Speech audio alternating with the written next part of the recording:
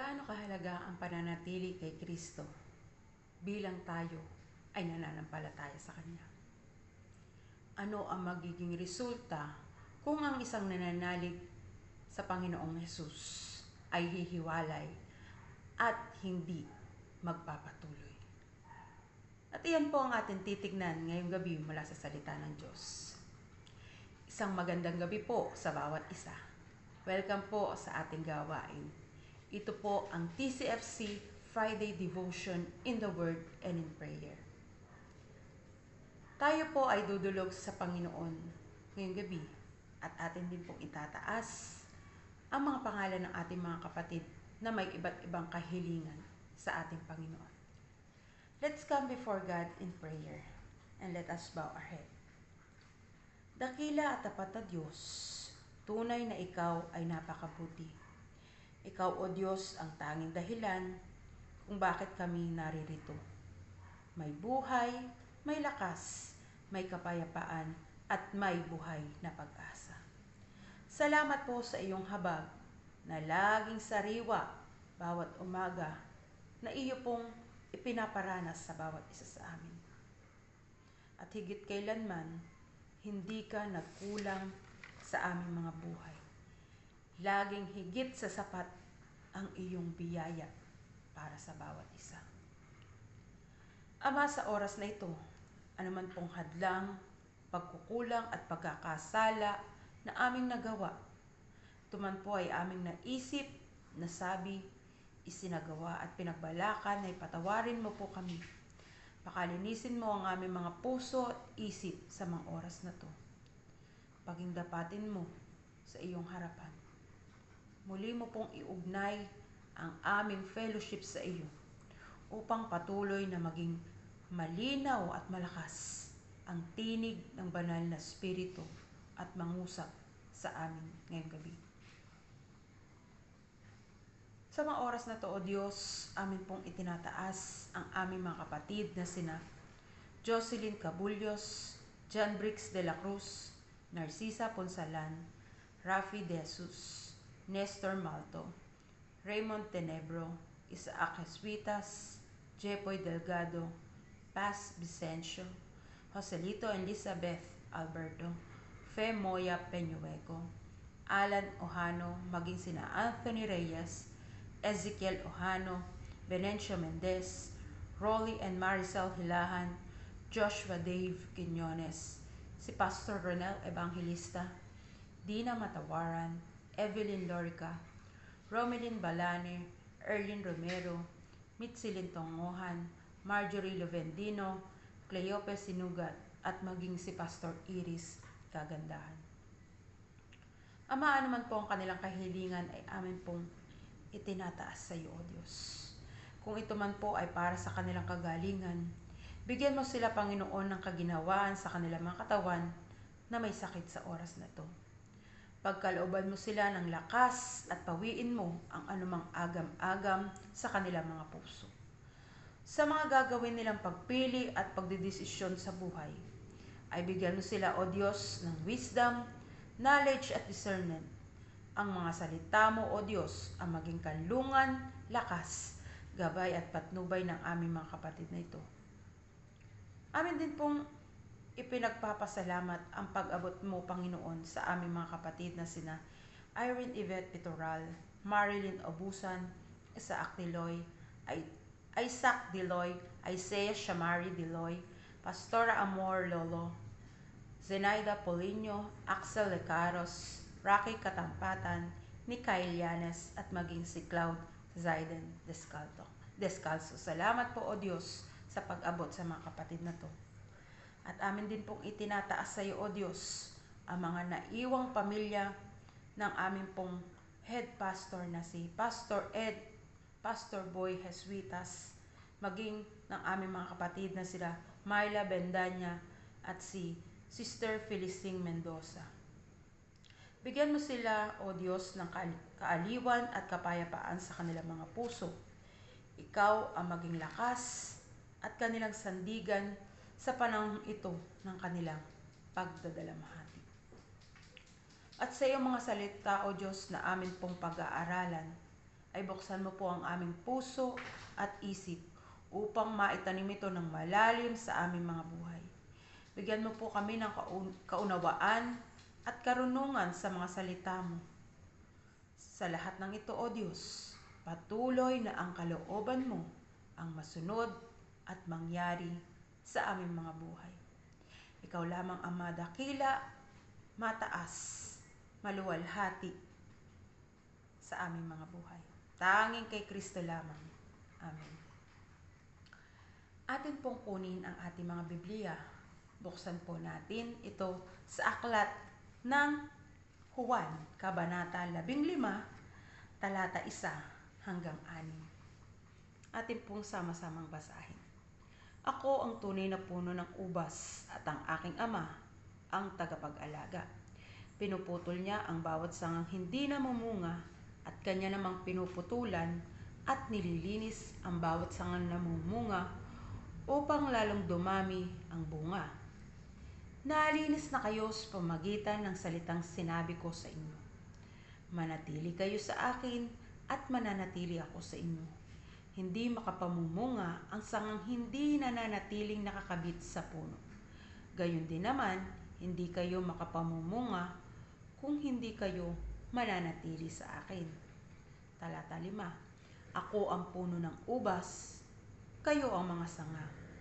Ang nananatili sa akin at ako sa kanya, ang siyang mamumunga ng sagana, sapagkat wala kayong magagawa kung kayo'y hiwalay sa akin.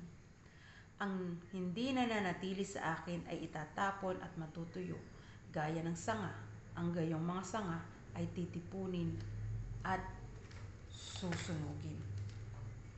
Itinuturo po ng ating binasa na salita ng Diyos na ang ating Panginoong Hesus ang tunay na puno ng ubas at ang tagapangalaga ay walang iba kundi ang ating Diyos Ama. At ang sanga naman po na sinasabi dito ay yung mga sumasampalataya sa ating pong Panginoong Hesukristo, na sinasabi dito sa ating binasa na manatili kay Jesus upang makapamunga. Tayo po bilang tagasunod ni Kristo ay napakahalaga na tayo po ay nananatili at nagpapatuloy sa ating pong pananampalataya kay Kristo o sa ating pong Panginoong Hesus. Kung paanong ang isang sanga ay mahalaga na nakadugtong o nakaugpong sa puno, kung saan, kung ito ay nakaugpong o nakadugtong, yung nutrients na nagmumula doon sa puno ay maa-absorb nitong sanga na nakadikit sa puno. At kapag na-absorb ito, ang mangyayari, lalaki at lalago ang mga sanga, maging ang mga dahon. At eventually, kapag nagpatuloy ang gantong proseso, ay darating ang panahon na siya ay mamumunga. Ganon din po sa ating pananampalataya sa ating pong Panginoong Hesus. Kung tayo ay nakadugtong sa Kanya, yung pong nutrients o yung pong mga salita ng Diyos na nagmumula sa Ama na ating pong tinatanggap, ay ito po yung magbibigay para po tayo ay makapamunga, para lalo pang sumagana at makapamunga ang isang nananampalataya kay Kristo. At sa pananatili po natin sa ating pong Panginoong Hesus,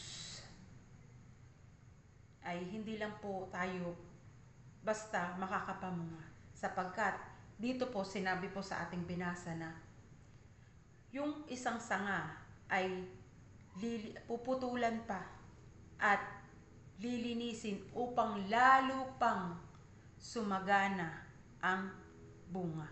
So, tayo ay nililinis ng Ama ang lahat ng mga nananalig kay Kristo sa pamamagitan ng kanyang mga salita na kanilang patuloy na pinakikinggan at sinusunod sa kanilang mga buhay. So napakahalaga po sa pananatili natin kay Kristo. Hindi lang po natin basta pinakikinggan ang salita ng Diyos, kundi ito po mga kapatid ay atin pong sinusunod at isinasabuhay sa ating, sapagkat napakahalaga na tayo po ay sumusunod sa salita ng Diyos. Dahil sila ay patuloy na nananatili sa Panginoong Hesus ay sinusunod nila ang salita ng Diyos, ay sila lamang po ang magkakamit ng pangako ng Diyos na kung sino man ang mananampalataya sa kanyang anak na walang iba kundi si Kristo Jesus ay magkakaroon ng buhay na walang hanggan. Kaya po napakahalaga bilang ikaw ay nananampalataya, ikaw ay nananalig, at ikaw ay tagasunod ni Kristo, ay nananatili sa pananampalataya sa Panginoong Hesus upang makamit natin ang buhay na walang hanggan na naghihintay sa mga matatagpuan ng Panginoong Hesus sa kanyang muling pagbabalik. Matatagpuan niya na nananatiling handa, nananatiling nagniningas ang apoy ng ilawan at may langis na siyang tutulong sa kanila upang makapanatili kay Kristo hanggang sa wakas ng kanilang mga buhay. Sapagkat ang sabi po sa Mangangaral 7:8, ang wakas ng isang bagay ay mas mainam kaysa panimula. So dito po sinasabi, mas maganda na ang dulo ng ating mga buhay o kawakasan ng ating mga buhay o sa ating pagkamatay ay tayo po ay may tunay na relasyon, may tunay na ugnayan at may tunay na pananampalataya sa ating pong Panginoong Hesukristo. Upang yung pong pangako ng Diyos na buhay na walang hanggan, nakakapilingin niya doon sa langit, ay ating pong makamtan, ating pong makuha sa ating mga buhay. Ito po yung maging reward natin sa ating pananatili na handa, pananatili na pinagniningas ang ilawan at laging may ekstrang langis na daladala. Sabi po dun sa 10 Virgins na napakahalaga ng ilawan at ng langis upang sa pagdating ng lalaking ikakasal ay maabutan tayong handa at ready at makasama tayo doon sa kasalan na yun. Gayon din po sa ating buhay Kristiyano o buhay pananampalataya kay Kristo. Mahalaga na tayo'y nananatili sa mga salita ng Diyos, nananatili sa mga turo ng ating pong Panginoong Hesus, nananatili sa mga katotohanan ng salita ng Diyos. Ito po yung ipaglaban natin sa ating mga buhay. Ito po yung panghawakan natin oras-oras upang kung dumating man ang kamatayan ng ating buhay o kung magwakas man ang ating buhay, ay tayo'y makasisiguro nakakasamahin po tayo ng ating pong Diyos na makapangyarihan. Sapagkat sa kabilang banda po na mga taong hindi o yung mga sangang hindi mananatiling nakaugnay doon sa puno, ay mangyayari po dito, mag-uumpisang matuyo. At kapag ito po ay natuyo na, ito po ay tatanggalin sapagkat ito po ay hindi na mapapakinabangan pa. Gayon din po sa mga taong hindi na magpapatuloy sa pananampalataya sa Panginoong Hesus. Dahil sa iba't ibang kadahilanan sa kanilang buhay, sila'y naging busy sa kanilang buhay sa mundong ito. Ang pinahalagahan nila ay ang kung ano yung magbibigay kasiyahan lang sa kanilang mga buhay. Hindi na nila binigyan ng importansya yung relasyon nila sa Panginoon, yung fellowship nila sa Panginoon. Mas pinagtutuunan na nila ng pansin ang kanilang buhay dito sa mundong ito na may kawakasan, na may hangganan at may pagkabulok. Ang mangyayari po dito sa mga taong ito na hindi magpapatuloy, na hindi mananatili, ay ito po'y katulad ng isang sanga.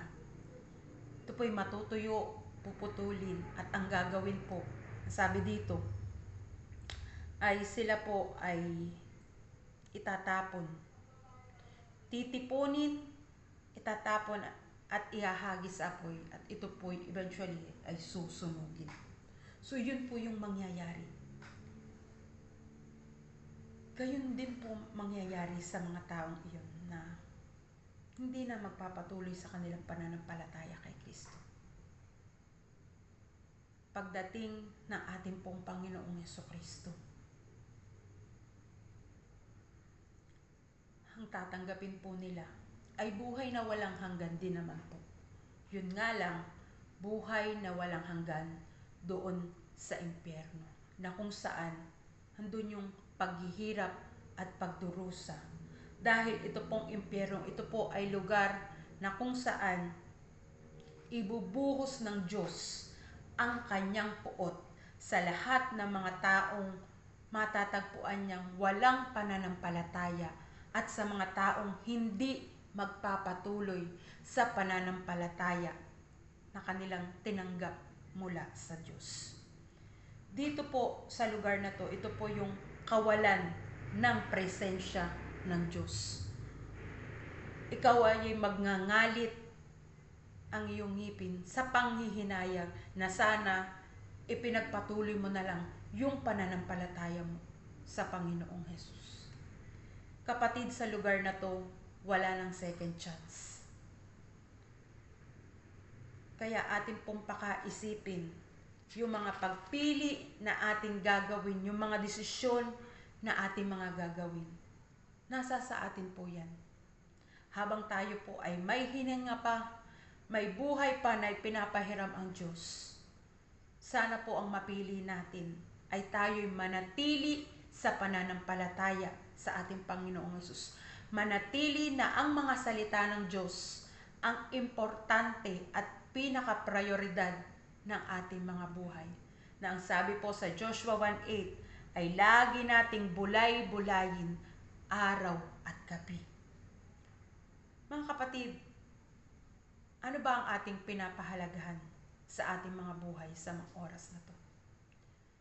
Kapag dumating ang Panginoong Hesus o kapag nauna na tayo ay mamatay, sa punto ng buhay natin ngayon, masasabi ba natin na tayo ay handa? Masasabi ba natin na tayo ay nananatili sa Panginoong Hesus at sumusunod sa kanyang mga salita? Ang pagpili po ay nasa atin. Pero ang nais ng Diyos ay mapili natin ay ang manatili sa pananampalataya sa Panginoong Hesus hanggang sa kawakasan ng ating mga buhay upang makamtan natin ang buhay na walang hanggan kasama ng Diyos, kasama ng Panginoong Hesus, kasama ng banal na Espiritu, kasama ng mga anghel, ng mga saints at ng kapwa natin mananampalataya. Dakila at tapat na Diyos, salamat po sa iyong mga salita ngayong gabi na ipinaalala mo sa amin na napakahalaga na sa bawat pagdedesisyon na aming gagawin, sa bawat pagpapasya na aming gagawin, Panginoon, ay ang maging pasya namin ay walang iba, kundi ang makapanatili sa iyo. Lord, tulungan mo kami na lagi hilingin namin sa iyo at sa banal na Espiritu ang pagtulong, sapagkat ang pananatili sa iyo, O Diyos, ay hindi puno namin kaya sa sarili naming lakas. Magagawa lamang po namin ito dahil sa tulong at lakas na kaloob mo, O Diyos, sa pamagitan ng banal na Espiritu na siyang nananahan sa aming mga buhay. Ama, hinihingi po namin sa oras na to na lagi mong sidlan ang aming mga puso ng lakas ng loob na palaging humingi sa iyo ng tulong. Lagi naming alalahanin kung paano kami iniligtas ng Panginoong Hesus. Yung buhay niya, yung dugo niya, ang naging daan upang kami ay magkaroon ng kaligtasan. Tulungan mo kami paalala yung ginawa sa aming mga buhay, yung pag-ibig mo na napakadakila upang, Panginoon, sa kawakasan ng aming mga buhay ay matagpuan mo kami na may fellowship, na may pananampalataya sa iyo, na napipili ka namin araw-araw, maya't maya, dahil pa rin sa tulong mo, O Diyos, pamagitan ng banal na Espiritu. Ama, pakahabagan mo po ang bawat isa sa amin. Patawad ko sa mga panahon na nauuna namin ay ang mga bagay dito sa lupa, na which is na dapat hindi namin ito binibigyan ng pahalaga, kundi ang iniisip namin, ang pinapahalagaan namin ay ang mga bagay doon sa langit, which is ang mga salita mo, ang maging tampok, maging pangunahin sa aming mga buhay. Tulungan mo kami, Panginoon. At patuloy, O Diyos, na yung kauhawan, yung pagnanasa, yung kagutuman ay lagi mong isilid sa aming mga puso. Sapagkat ang mga salita mo, O Diyos, ang siyang ilaw, tanglaw at gabay namin sa paglakad sa mundong ito, lalo na po sa paglakad namin sa pananampalataya sa iyong grace na ibinigay sa amin bilang kami ay nananampalataya sa iyo. Na matagpuan mo kami na sa dulo ng buhay namin, Panginoon, ay may pananampalataya kay Kristo, upang marinig namin mula sa bibig ng aming Panginoong Hesus na welcome my good and faithful servant. Salamat, Panginoon, sa paalalang ito sa bawat isa sa amin, na siyang palagi naming itanim sa aming mga puso, na napakahalaga ang pananatili kay Kristo, ang pagsunod sa kanyang mga salita sa aming mga buhay. Ama, ikaw na po ang bahala sa bawat isa sa amin. Bigyan niyo po kami ng katatagan, ng lakas ng loob upang makapagpatuloy sa pananampalataya na ikaw pa rin na nagsilid sa aming mga puso. Maraming salamat, O Diyos, sa gabing ito, at patuloy na pangunahan, patnubayan mo kami sa bawat sandali ng aming mga buhay sa mundong ito. At lagi po kami maging handa, ano man ang mangyari sa buhay namin, Panginoon, ay makasiguro kami na kami po ay kakasamahin mo doon sa langit. Sa iyo namin pinagkakatiwala ang lahat sa aming mga buhay. Ang pag-iingat mo, ang pagpapala mo ay ibuhos mo sa amin, at gawin mo rin po kaming pagpapala sa aming makakadaupang palad, at ma-share ka namin, Panginoon, ng buong tapang at ng buong lakas ng loob sa aming kapwa. Salamat po, O Diyos, binabalik namin ang papuri at pagsamba tanging kay Kristo lamang, na aming Panginoon at tagapagligtas ng aming mga buhay. Amen. Maraming salamat po sa pakikinig ngayong gabi. Pagpalain po tayo ng ating pong Panginoon. Salamat ulit, and God bless you all.